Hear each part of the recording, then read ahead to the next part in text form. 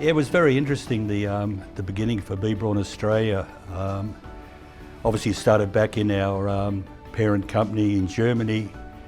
Braun in those days was very pan-European, and they decided in around 1980 to expand into the Asia Pacific region. And when it came to setting up in Australia, one of the board members who was in charge of Braun America, a gentleman called Dito Otto, said, look, we know a fellow called David Crawford in Australia, who we've been dealing with for 2.5 years now or so with our Braun products. You should come and talk to him. I accepted the role, not knowing what I was actually initially getting into. 2 offices, it was absolutely terrible. Navy blue shag pole carpet, fake wood panelling on the walls, and that was our office. And our warehouse, supposedly warehouse, was a garage downstairs. So that's how we started. We had to start registering products, registering the company, and it was tough. It was tough. The president of Asia Pacific said, well, you're going to start selling giving sets. So I said, okay. So he sent down a container, 16,000 giving sets. So we went to the TGA to register them, and we found that actually there was an Australian standard for giving sets, whereas Braun had the international standard, 15 drops per mil. So suddenly we didn't comply. So anyway, first thing we had to do was get on the Australian standards to change it to the 15 drops per mil, where the Australian standard was 10 to 13, crazy. But that was to protect the home industry. Well, that took us a year. That took us a year to get that through on the Australian standards. That was based in Canberra, but we got that through and we submitted a tender.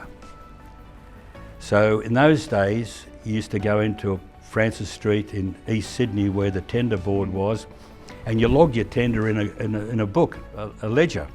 So Braun Australia, IV Giving Sets tender, country of origin, Penang.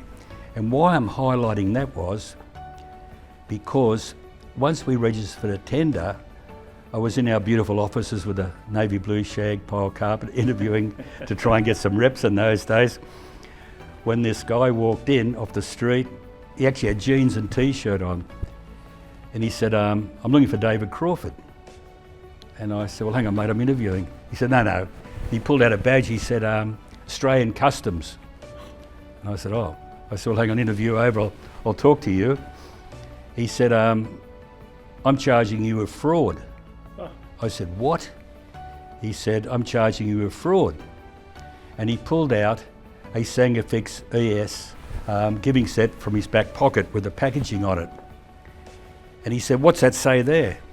And I said, oh, Braun, Melsungen, West Germany, because it was West Germany in those days. Yeah. And I said, yes. And he said, but where are these giving sets made? And I said, Penang. So I went home that night, 3 little kids, a mortgage, and I said to my wife, I said, it's all over. I said, Braun Australia's not getting off the ground. So I lay awake in bed that night, and that's when I came back to that ledger in East Sydney at the state stores. So I rang the guy up from customs because he gave me his business card, and I said, look, I said, I've submitted a tender here, and I said, country of origin. So he had then accompanied me into Francis Street, East Sydney, opened the ledger up, and there it was, Penang.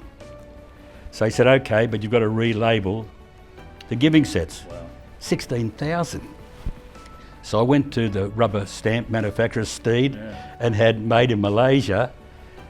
My kids, my wife, friends, we all sing from the TV stamping made in Malaysia on these damn giving sets.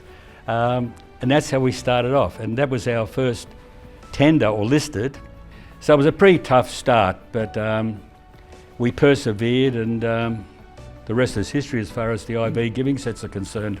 It took us a long time to really start generating profit from the giving sets.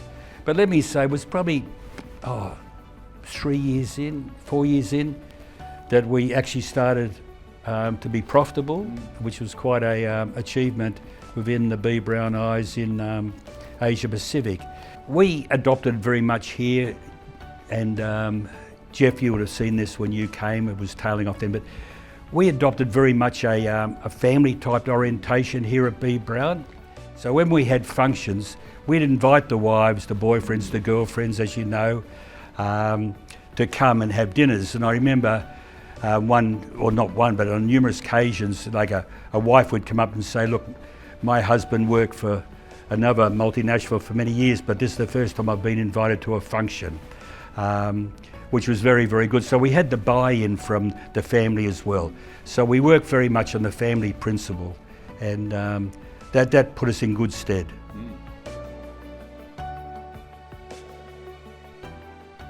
My beginning at B. Braun, well, I would say it came by chance, by an opportunity.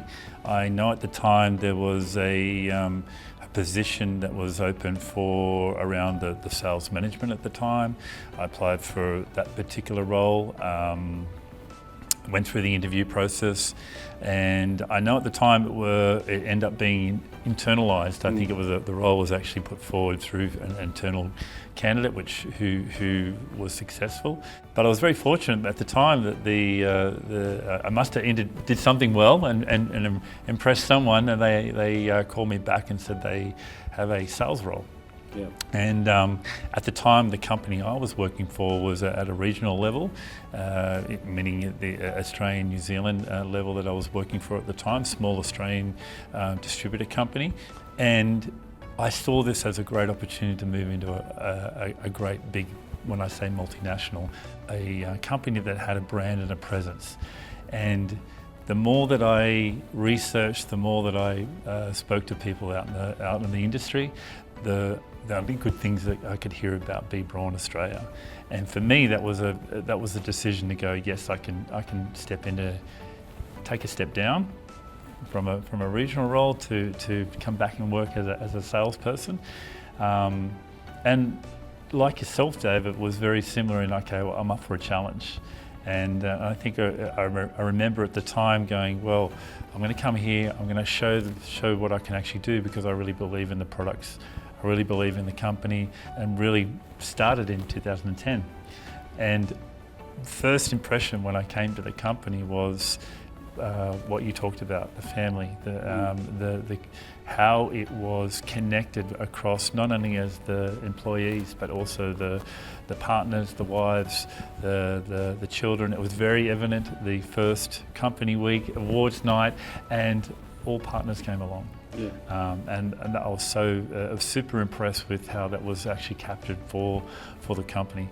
So for me, 2010 was an enlightenment, walking into a large multinational, but it didn't feel like a large multinational because it was such a localised, family-orientated company. Obviously, we tried as we grew to promote internally. We couldn't always do that when we were starting off. We had to start off, but we then had to develop our own people, our own character. Any particular event that shaped B. Braun Australia? I think virtually the progression from around 1989 when we got our first premises, which we got the $800,000, sounds crazy, not very much money. We got the $800,000 from our parent company to buy over in Gladstone Road. But from then on, we had no bank borrowings. We all, our organic growth was all through our own earnings. And then of course, when we then moved to bigger premises in Lexington Avenue, purpose-built building. It actually won an award for architecture. That was our home.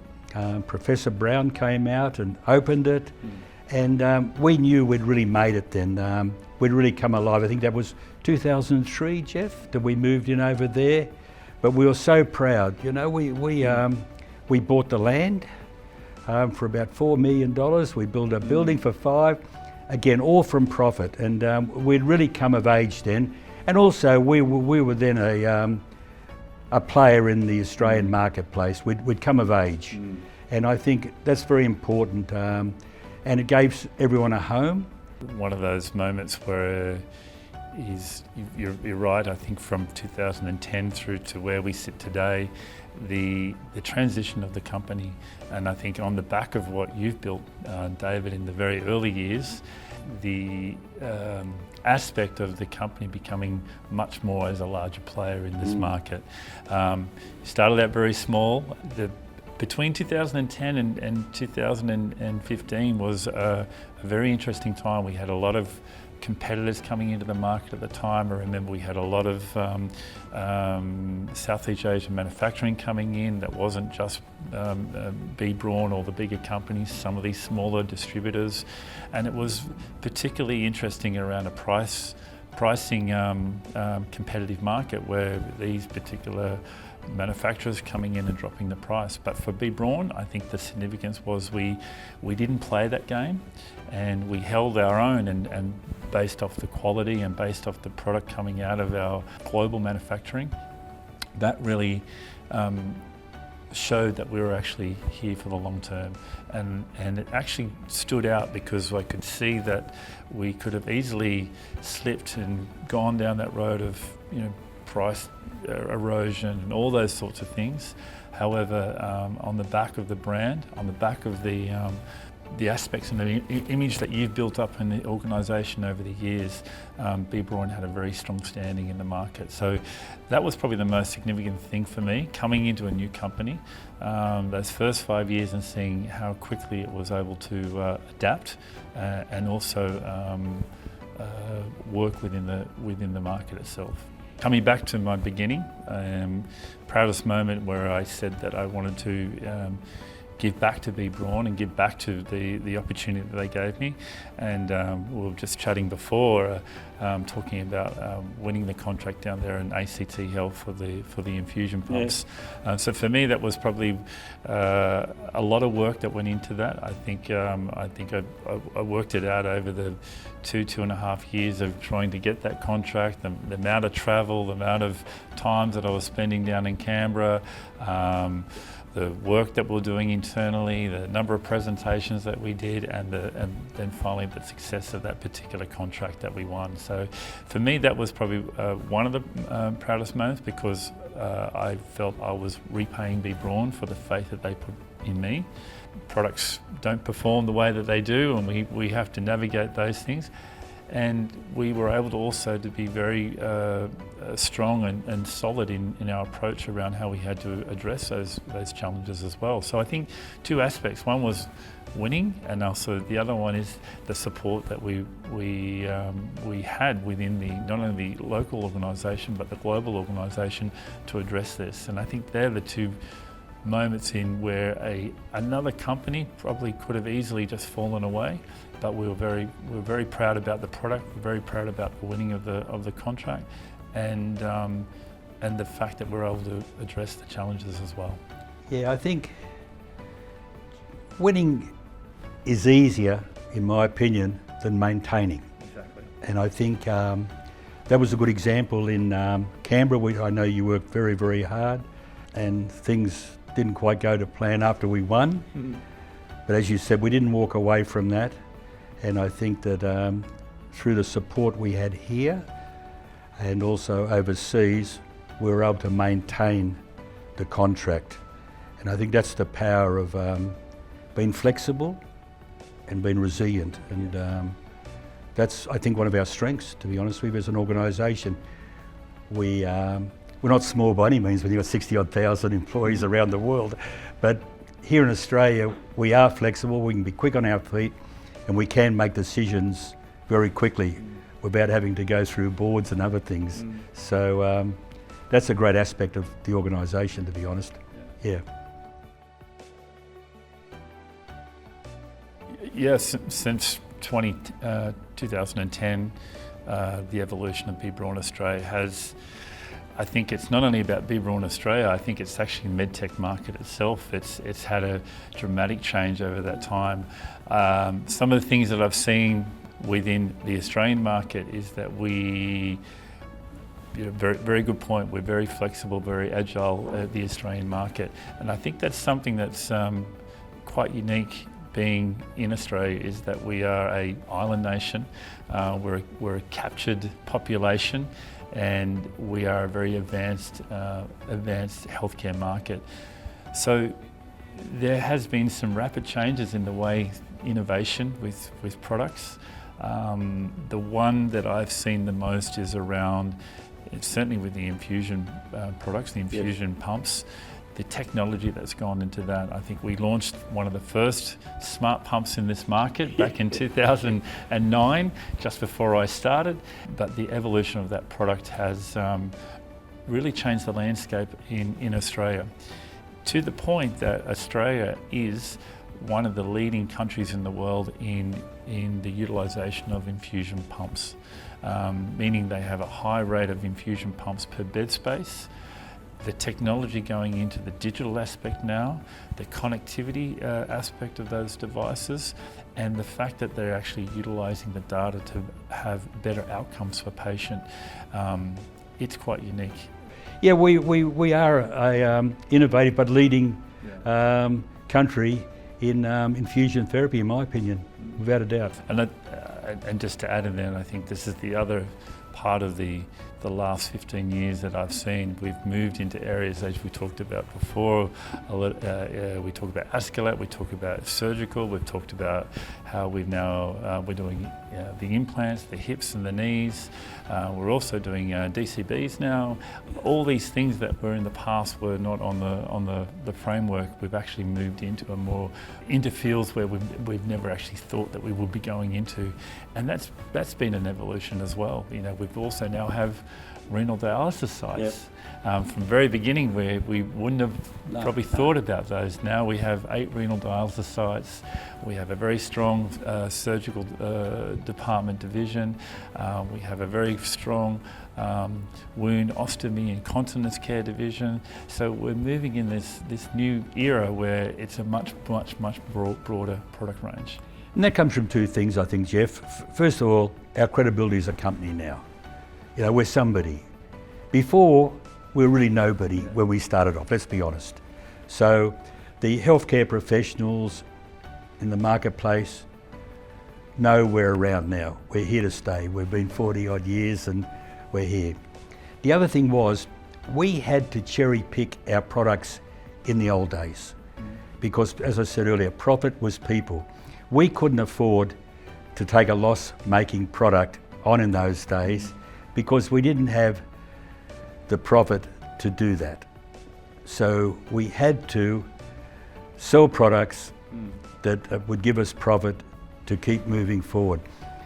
Now, with the profitability, we can go into other areas, as you say, and explore those areas. And we can afford to take a loss in that area because we've got a profit over here. But we didn't have that luxury in the old days. Yeah. No, it's interesting. How does B. Braun stay agile? It's a very good question, and I think B. Braun globally are also going through an agile change, and a change that's also related to where we see globally where innovation's going. We're talking about more of the digital technology. We're talking about AI now. We're also starting to talk about predictive medicine, the word which is quite unusual. You know, we work in the past around reactive medicine, meaning we assess the patient, we look and we go, okay, this is what's happening with this patient. We are now working towards these eras of predictive medicine. When the patient comes in, they are already profiled, we understand what their treatment needs, but that comes from data. And I think this is the next evolution around B. Braun as a company, and we are transitioning into that role. Part of the next decade strategy is being a digital company, and I think that's equally important if we are going to move into the next era, the next 10 years, the next 20 years. We have to not only evolve, but also to be part of that curve as well. And I think that's the most important part, is what B. Braun is doing now. Might be a little bit of pain that we go through, as we've seen in the past, where we make changes, but we are changing for the right reason. Yeah, there's no doubt about it. I think AI is going to have a huge effect on the technological advancements in medicine. It will make Google look like the Stone Age, to be honest with you. It is happening so fast. Yeah, look, I believe people do stay at Braun because we give them a good working environment, we respect our people, and this is all over the world. You look at Germany, people have been there 40 odd years. Second and third generations have worked there, bearing in mind the company's 186 years of age. We respect people, we don't have hierarchical structures, and we get the buy-in from people. You know, I remember in my time when we had the warehouse, for instance, you know, I used to make a point of wandering down the warehouse every day. And the boys in the warehouse had buy-in. I remember they'd say, geez, we've had a good day today, David, you know, what do you reckon we did? So they had pride. And so we created this atmosphere of everyone being part of the organisation, whether back in those days was packing in the warehouse or winning a sales tender. It was all part of the total picture. And when you create that type of environment, people don't want to leave. They're happy, they're content. So if they're remunerated well, they have a good work-life balance, they have a company that's ethical and moral, which Braun is, then they'll stay.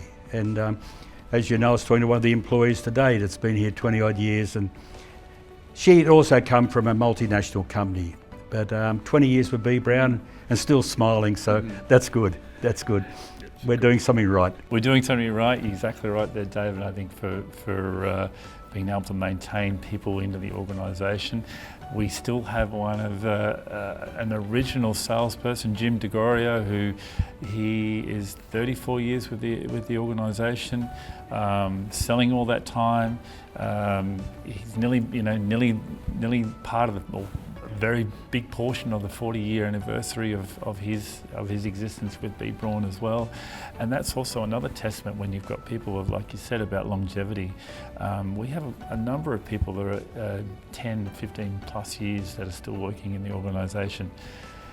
We also need to attract the newer generation as well, which is another important part, which I think is also reflective of.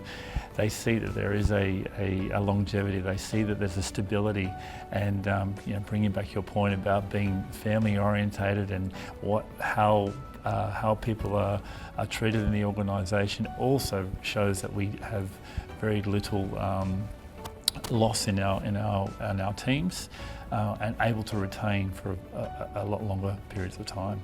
The culture now for Braun, and it's not something that is on a piece of paper. It's not something that's written down. It's actually the way that people interact with each other, and I think the culture comes from the people themselves. It's not a mantra that's been written on a piece of paper and we hand it all out and say this is our culture. It's actually the people, and it's very reflective. We actually have a culture club now. Is also recognised internationally. We've won a few awards internally on our culture club, where we've been able to show various areas of diversity within not only our people, but also what we interact with the community. We have a very strong connection with the community still, and still with such areas such as the Sydney Children's Hospital Network. We're still donating to this particular organisation and have been for a number of years. And that and all these other committees that we're working towards. Our philanthropic committee as well is also part of the culture, where we're able to give to even to the Indigenous communities as well, where we're supporting their health, their learning of health and their learning of education. So we are now stretching our tentacles from not only from the people but to the community, and I think that's also creating such a strong aspect for why people want to stay with us. I've said this in the past. I think having one of the best leaders of the time, which was David, yourself, when I walked into the organisation back in 2010. And over that time that you were here up until I think it was 2015, that 5 years, 6 years that you were the leader of this organisation, you set a benchmark. And when I say a benchmark, the people responded to you. They responded to your voice. They responded to what you saw was the important things of the organisation, and I think that was a standout for me. Leadership is something that is gained, and when I say gained, it's gained through respect, it's gained through experience, it's gained through how you interact with your people, and I think that was something that I learnt from you. You were very much approachable, you were very much available, and always willing to give up your time. For me, I hope, and I know, and I feel that I'm hoping to reflect the same kind of attribute to the team that we have here now. Very fortunate we have a very strong leadership team, very fortunate we've got people that have been around for quite some time, and it's not about leadership of people leading people, it's also people who have been here who can actually have a voice and say, hey, can we do this, can we look at this, and allowing them to actually have that voice. And I think that's an equally important part. It's not just about people leading people, it's about people speaking up as well. And that's part of what we see as a leadership in our culture. Yeah, I think leadership's an interesting thing. I think you're the leader, no doubt about that. And you've come through the ranks, which is also very important, Geoff. I think that someone, to use the terms, has swung the bag, who's been out there in the coalface selling our products, is completely different as someone that's probably got an accounting background or whatever that comes in. So you understand the people in the field and so forth. I think the most important thing in leadership, apart from humility and those other traits, is always have an open door policy, and where people can come and see you, whether it's someone in our case, when in those days for instance, I mentioned the warehouse earlier. If one of the guys in the warehouse felt he needed to come and talk, he didn't fear the CEO was up there. He could come and knock on the door and say, look, can I have a few words with you, and so forth. So the door should always be open, in my opinion, as far as leadership.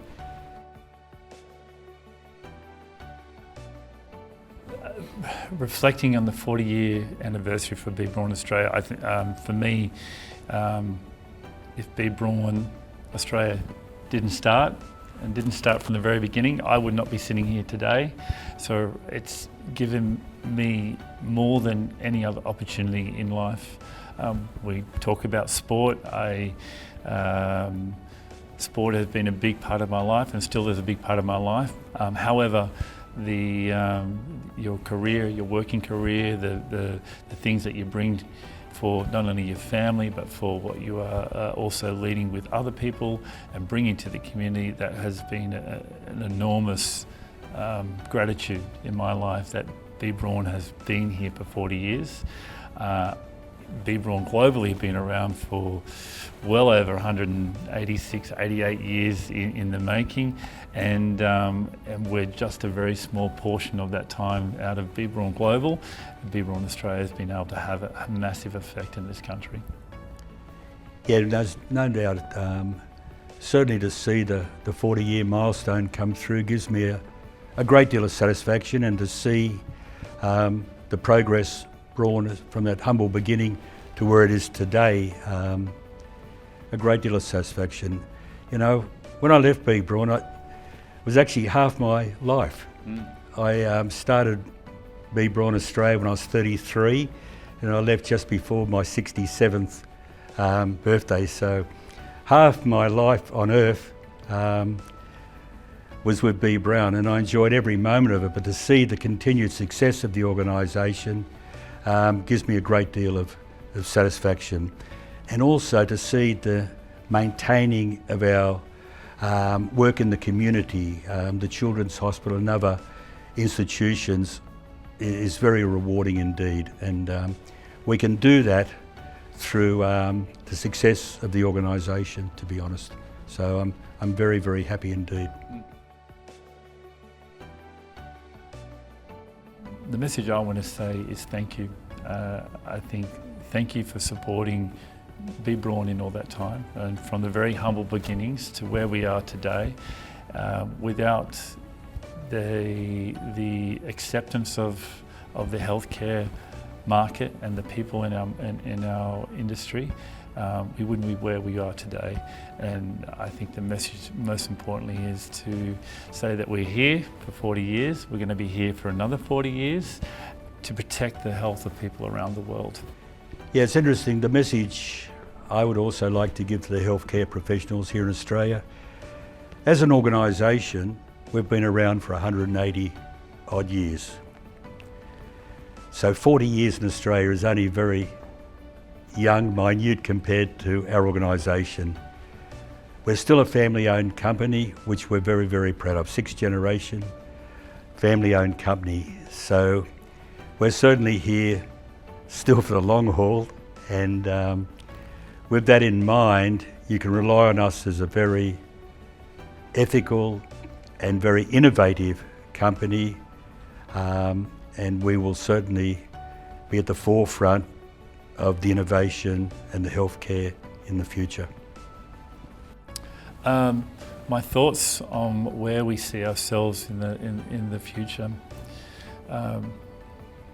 Not only we will be a strong player in this market, we will also be an innovator in this market.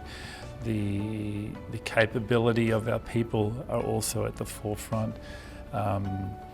We are here to support and also to help the healthcare market, and I think that's a very strong message that we live on a day-to-day basis.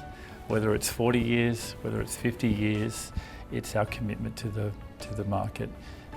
Commitment to the best patient outcome, and it's about those things that really enforce a strong well-being within our people, but also what we want to bring as an organisation.